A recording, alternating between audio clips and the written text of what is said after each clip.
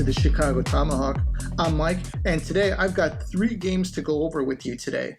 There's the Blackhawks versus Calgary, Blackhawks versus Coyotes, and the most recent game, Blackhawks versus Kings. But before I get into it, do us a favor, hit subscribe. We'd really appreciate it. It shouldn't hurt you, and it'll help you so you don't miss out on future podcasts. So, Blackhawks versus Calgary. A tough team, man. This is a team that they're just hard to play against. They've proved it all year. I believe they're like 47-20. They've got Matthew Tkachuk, who's having an absolute breakout year. Johnny Gaudreau's having an incredible year. So, but I'll get right into the game. This game definitely didn't start the way you wanted it to. Calgary got on the board in about the first 23 seconds of the game. Yeah, that's... I know it seems like the story continues. This Blackhawks season has just been dragging on. It's a lot of the same, but it turned into the Johnny Gaudreau show. Off of a drop pass from Tkachuk, he skated the perimeter and fired it in past Lankinen.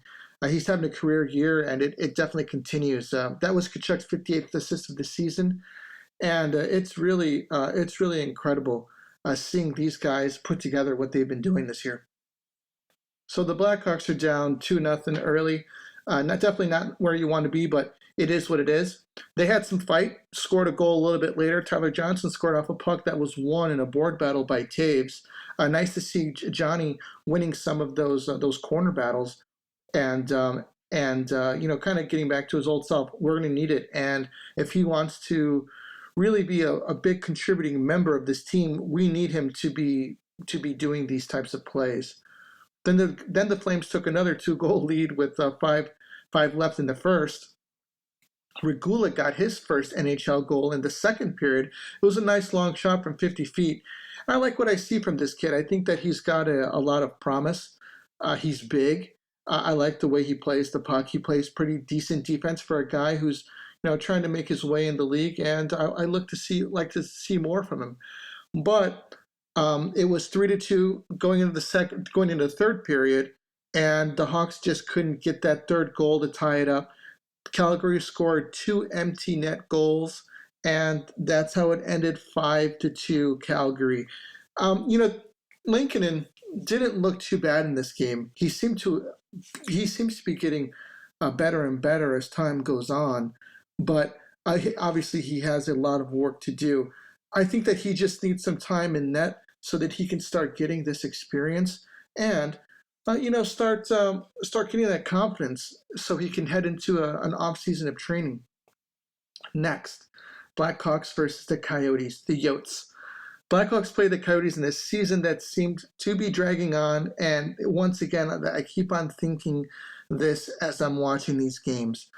In the first period, Jake McCabe kicked off the scoring off on a rebound in front of the net. Taser got the primary assist on that one.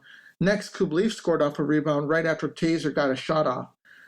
I wish we could have been seeing more of this during the season. Some of these dirty area goals, these rebound type of goals. It's a great place for players to go in and get some rebounds and get some goals. We really needed it. It seems like guys are all over the place, or I should say have been all over the place all season, and they haven't been able to bang in some of these rebounds. I like these dirty goals. It doesn't really matter at the end of the season. They don't all have to be highlight reel goals, but it's nice to see Kubalik get on the board as well. It becomes a tale of what are we going to do with this guy? Is he somebody that was going to get moved at the trade deadline? That didn't happen.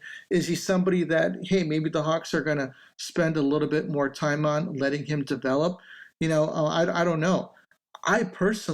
I would like to see him have more of a chance, but I just don't see where he's going to fit in. His shot is what we want out of him, is all over the place. Is that something that he can get in control of over in the offseason?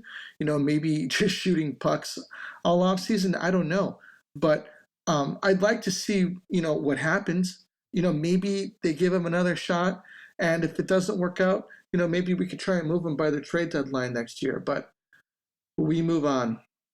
The Coyotes scored the next goal, which is about halfway through the second period. And speaking of the Coyotes, Andrew Ladd's 1,000th NHL game was was versus the Hawks, and how ironic that is.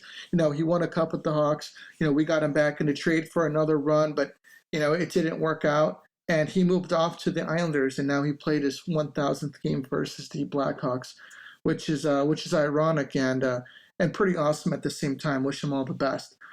With about 3:35 left in the second, Alex Vlasic scored to make it 3-1 and take back that 2-goal lead for the Hawks, which was great. But next came the Coyotes. Nathan Smith brought the game back to make it 3-2. Hence the problem we've seen again all year. The Hawks not being able to hold on to a lead.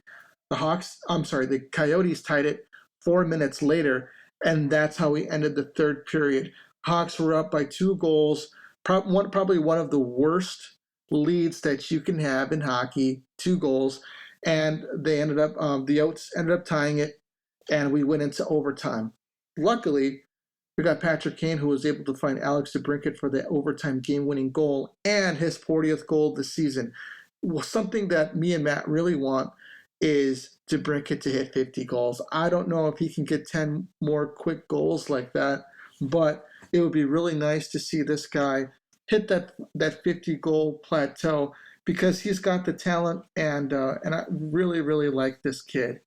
So, moving on to the Kings. Man, the Kings. Yeah, the Blackhawks really struggled in this one.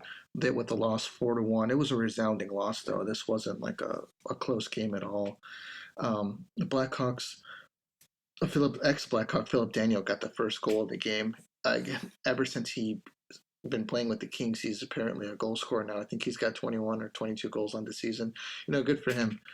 Because he didn't score at all when he played for Montreal. Anze Kopitar got the second goal of the game off of the deflection. He's still playing great. These guys are ready, really, really pushing for that last playoff spot. Patrick Kane got the only goal for the Blackhawks, assisted off of Alex Debrincat and Dylan Strome, and then Andrew Sanathanasiou and Victor Arvidsson got the last 2 goals for the Blackhawks. Not really much to say about this one, but the Blackhawks couldn't get anything going against this team. The Kings me and Matt talked earlier about the Kings being somewhat of a dark horse, but a team that can make the playoffs. They are fighting for a team right now, kind of a dark horse out there in the Pacific, and these guys have been. They've had a couple good winning streaks going on this season, but they're a good team. And you know what? If these guys have proved anything in the past, all you got to do is make it into the playoffs, and anything can happen. And they've got 2 Stanley Cups to prove it. So moving on to some NHL news, the Flames beat the Stars. And with that, these guys are really cooking. Me and Matt have been jumping on this bandwagon a bit. I'm looking to see them do some damage when they comes playoff time.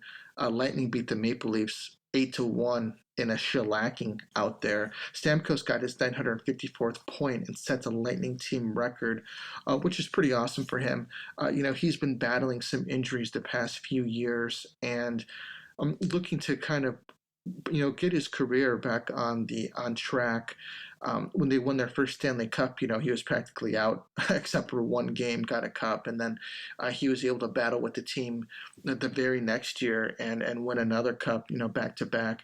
A longtime Lightning captain, 954th point. He was on a tear for a long time, and then injuries kind of derailed him. To be honest with you, I think that if he didn't have any injuries and didn't have to worry about them, I think that he would be probably he might be passing Ovi in goals, because he was just lighting it up for a long time. But he's looking to try to make it a three-peat with the Lightning here, and we'll see what they can do. The Panthers lock up the Atlantic title home in the East, which is pretty impressive. Another team that's just been steamrolling the entire season.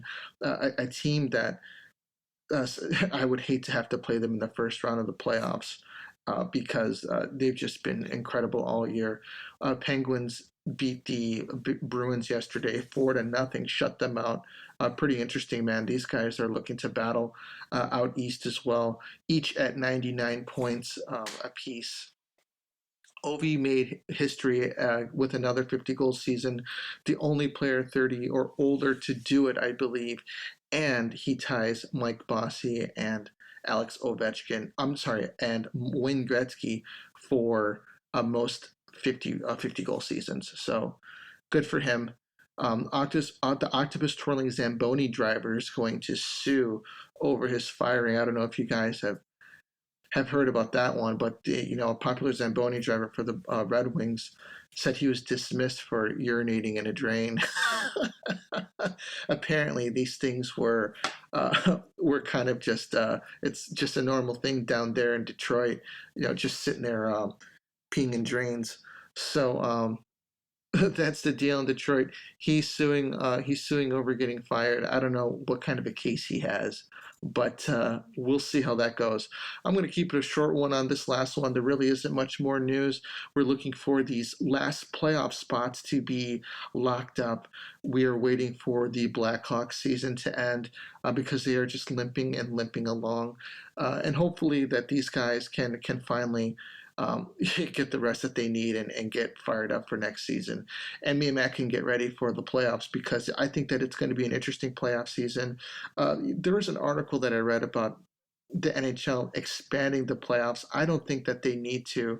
I think that the fight for the playoffs is what really makes it interesting coming down to this stretch, this final stretch. And maybe if they wanted to have a wild card buy-in type of a thing, yeah, I guess there is some kind of like a little tournament between the last teams trying to make it in type of a deal. But who knows, man? Trying to make things more interesting, trying to get more people to watch the game. I get it, but I want to know what other people think. Does the NHL need to expand the playoffs? Do they need to make the season, even longer than what it is? I don't think that they do. I think that these 82 games is enough. But that's all I got for you guys today. Catch us on the next one. We're dropping that one on Tuesday. And take it easy. This is the Tomahawk, and we're out of here.